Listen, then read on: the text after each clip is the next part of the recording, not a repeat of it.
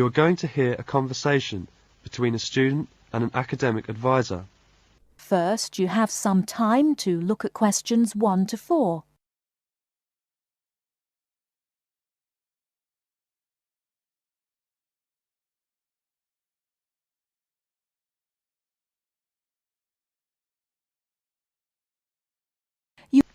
Hello there, you must be Jane. Please come in. My name is Mrs. Dunstan. Hello, Mrs. Dunstan. Pleased to meet you.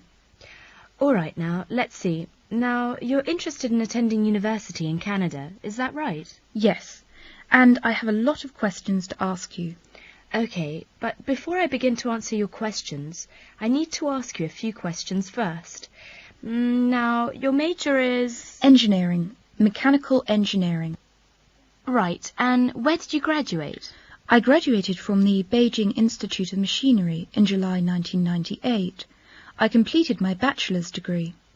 Okay, now, I'm assuming you'll want to continue studying in that field, am I right? Actually, I'd prefer to do an MBA if possible. But if I have no other choice, then I'll continue in mechanical engineering. Okay, now, are you familiar with the requirements for an MBA degree? Yes. Before you hear the rest of the conversation, you have some time to look at questions 5 to 10.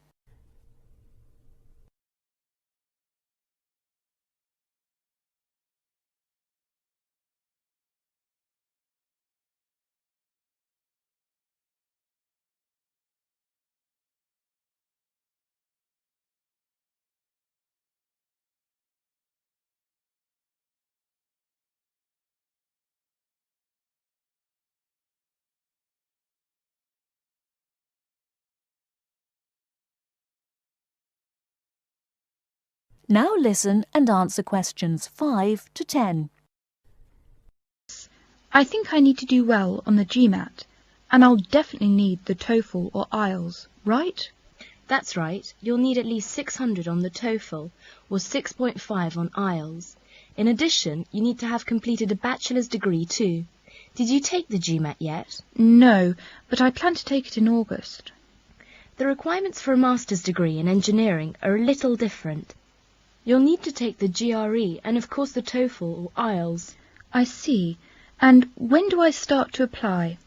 The best time to start the application process is in November or December of the year prior to your intended year of study.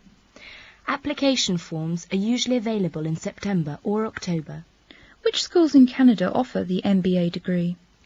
Of the approximately 50 universities in Canada, 20 offer an MBA. Here's a small booklet summarising Canadian university programmes. You'll find all the information on page 22. Great, thanks. And how about tuition and scholarships? Tuition for MBA programmes has been steadily increasing. Some universities now charge the full tuition, meaning that there is no government subsidy. Those universities cost about $10,000 per year, and it's a 2-year programme. Other universities are still government subsidised, so the tuition is only about $4,500 per year. In terms of scholarships, usually the top 5 students entering the MBA programme are given a generous scholarship. All other students have to pay the full fees. International students have to pay the full tuition. That's $10,000 per year. Oh, is it very difficult to get into an MBA programme? Yes, in fact, the competition is very strong.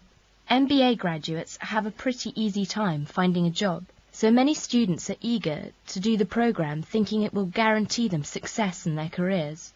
Well, it sure does sound like an excellent way to start a promising future. What is the school year like? Classes begin in September each year and finish before Christmas. They resume after New Year and finish at the end of April. And after April? Why, that's your summer holiday. Sounds great. I want to thank you, Mrs. Dustin, for all your help. I really do appreciate it. You're very welcome. And if you have any other questions, please feel free to contact me. You know my number, right? I sure do. Thanks very much. Goodbye. That is the end of part 1. You now have half a minute to check your answers.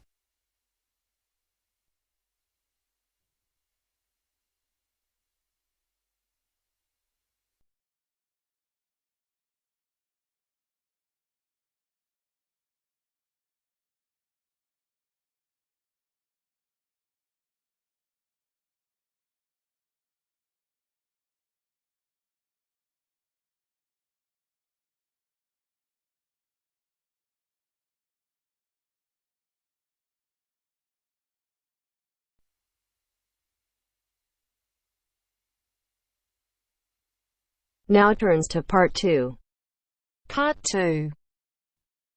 You are going to hear the Director of the Leadership Council give his welcome address at a convention.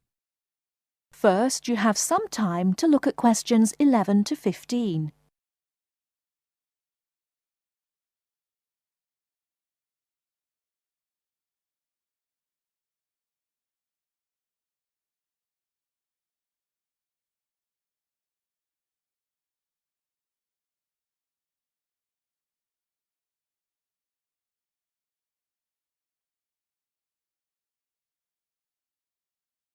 Now, listen carefully and answer questions 11 to 15.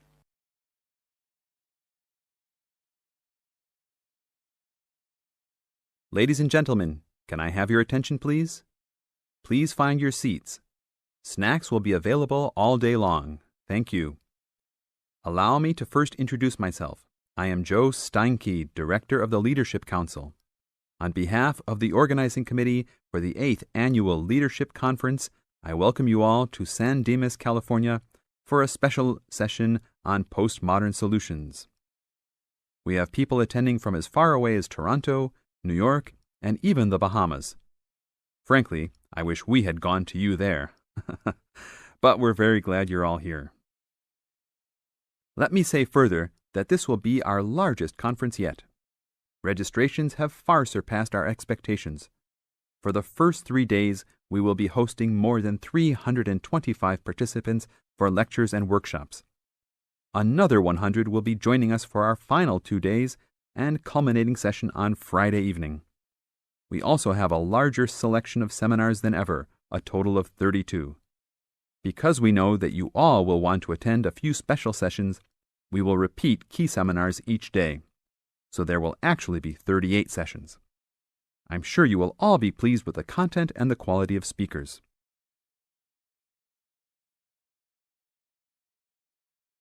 Before you hear the rest of the talk, you have some time to look at questions 16 to 20.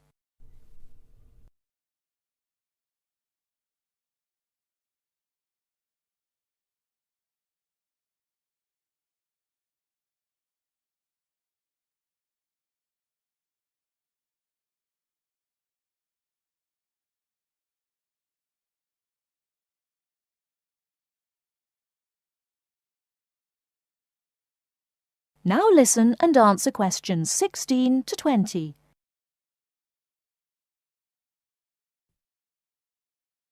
Now, for those who have opted not to take part in our bag lunches, there are a number of places nearby that we can recommend. We are located here in the Convention Center just across the street from the Harford Shopping Mall, and the place we most recommend is Vital's, which is just west across Queen Street on the opposite corner. Please be careful crossing both streets, however, as we don't want to lose any participants.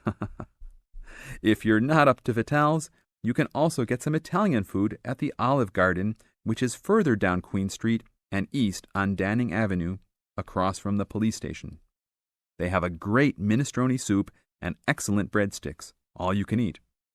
On the other hand, if you want some good old American food, you can head to Fuddruckers for some big hamburgers or to the Cattle Company for some fat, juicy steak.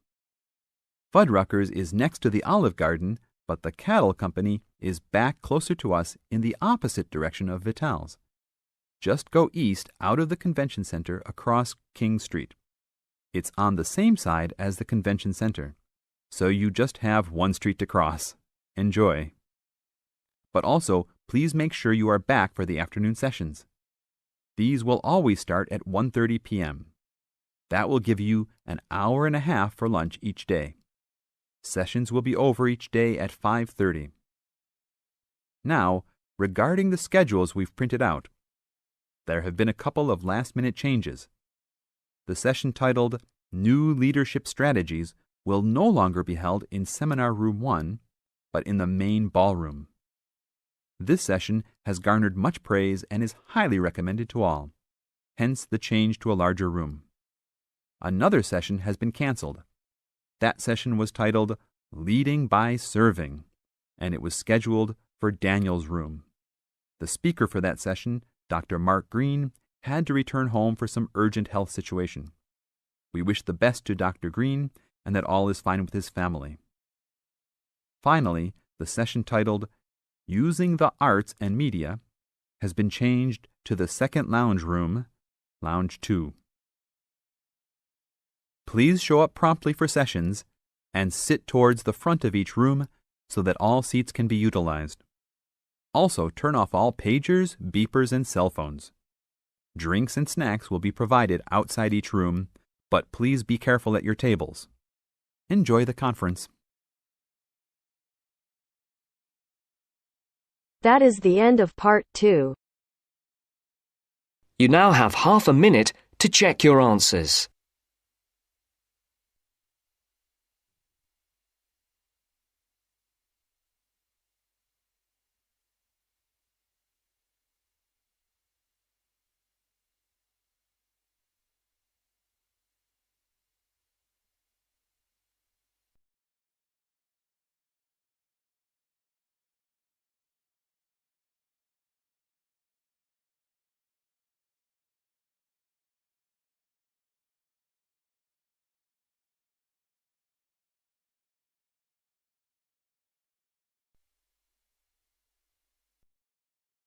Now turns to part 3.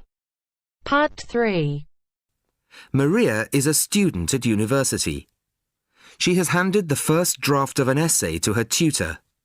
The tutor has read it, and now they are discussing ways the essay can be improved. First, you have some time to look at questions 21 to 25.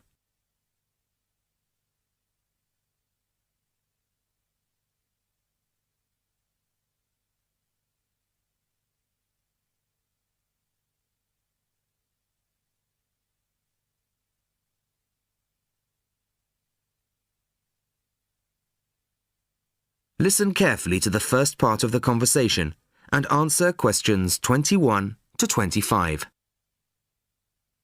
Well, Maria, I have to say I was quite impressed by your essay. It's a big improvement on the last one. Really? I'm glad. I put a lot more work into this one. I really spent ages on it. And it shows. You've addressed most of the problems I pointed out last time. In particular, the style and language are much more appropriate for an academic essay. So that aspect is okay? Absolutely. If you carry on like this, you shouldn't have any significant problems in that department. That's a relief. I've been quite worried about that, although I've been reading a lot of other essays to try to get the right style. Well, I'd say you've been successful. There are just one or two minor things you could look at. Your punctuation's quite basic. It's really just full stops and commas. And parentheses. Brackets? Yes, brackets if you prefer. In academic writing, these are best used only occasionally, if at all. You use them rather too often. Okay, I see. And I'm sorry to mention it, but your spelling. I know. But I'm working on a foreign computer. The spell checker doesn't work for English. Are you sure? Have you tried changing the setting to English? No, I haven't. Well, I should see if that's possible. I haven't marked you down this time, but, well, some of my colleagues are a bit old-fashioned about spelling. I'd try to get that sorted out if I were you. Okay, I understand. I'll try to change the setting. Before you hear the rest of the conversation, you have some time to look at questions 26 to 30.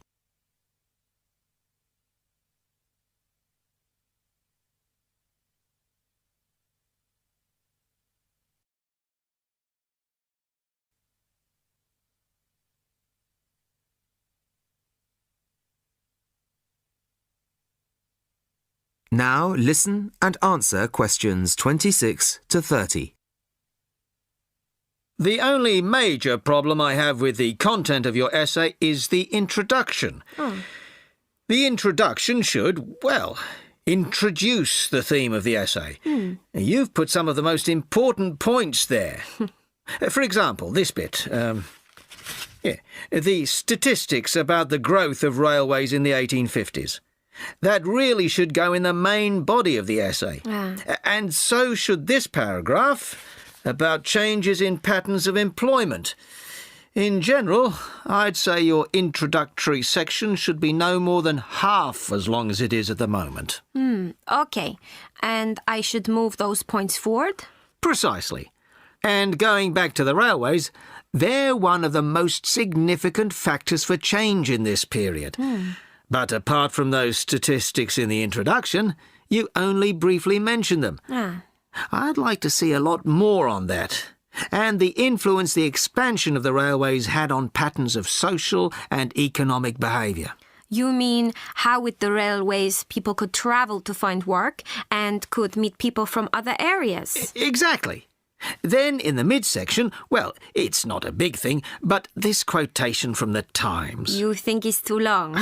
Well, you said it. I couldn't think of a way to shorten it. Do you think it's really necessary? You mean I could just get rid of it? Yes.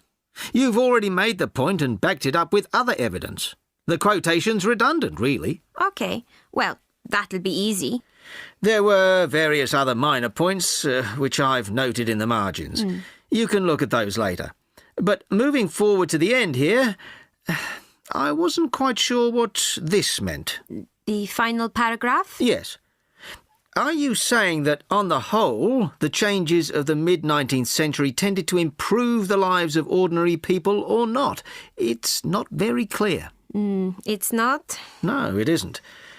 I'd add a few lines clarifying your position. Okay. When do you want the final draft?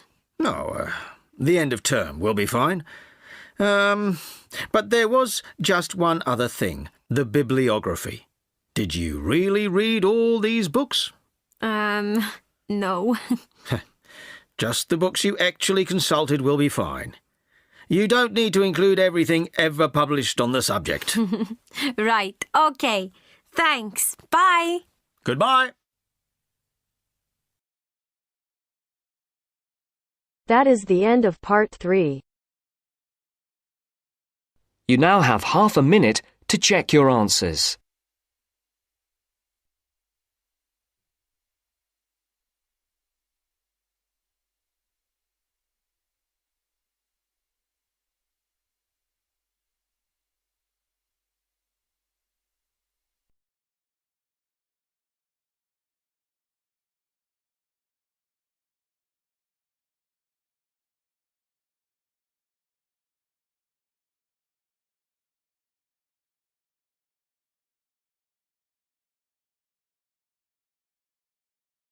Now turns to part 4. Part 4. You'll hear a teacher talking about several British art galleries. First, you have some time to look at questions 31 to 33.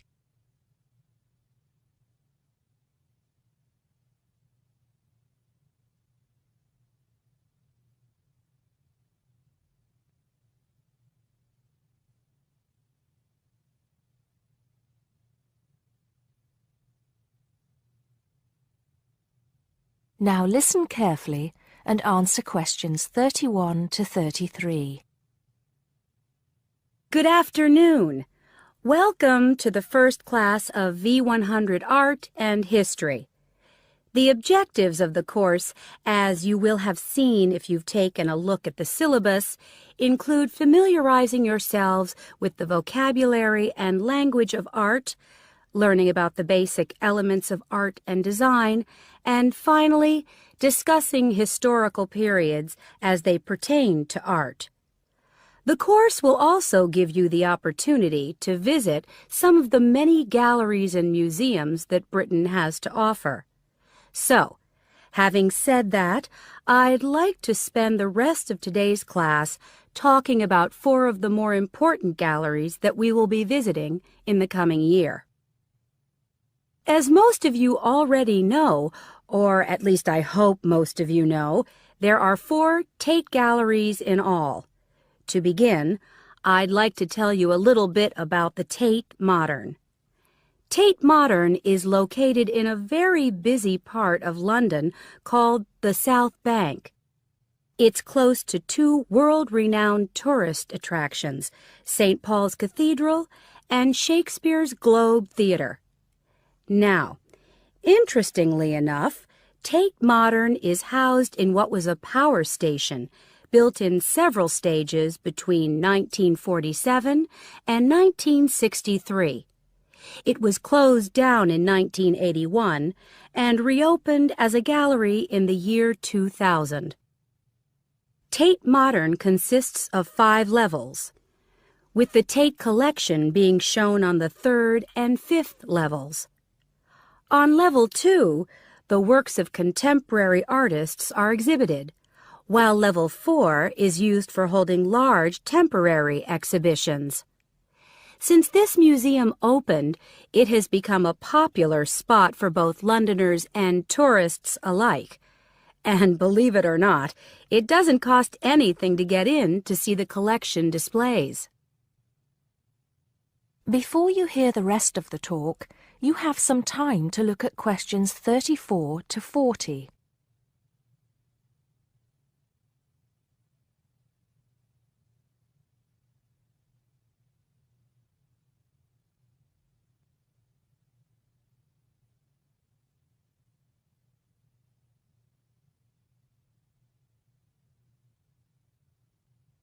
Now listen and answer questions 34 to 40.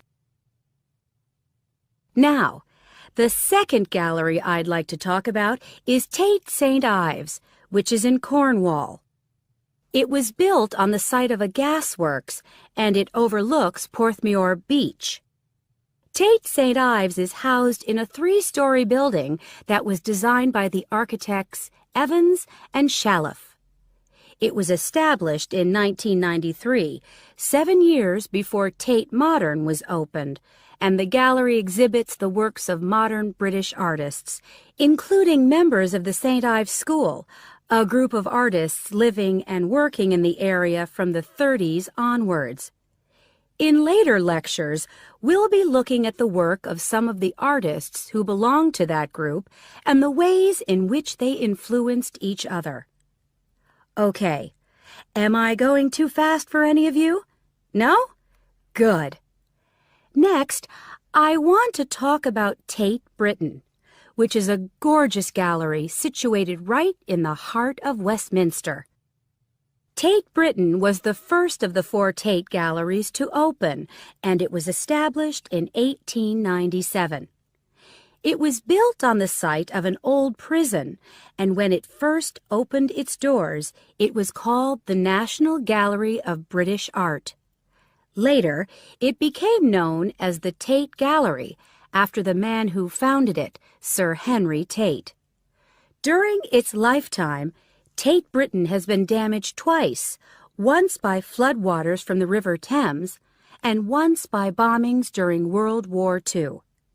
This gallery has an interesting range of exhibitions of historic and modern art from 1500 up to the present day.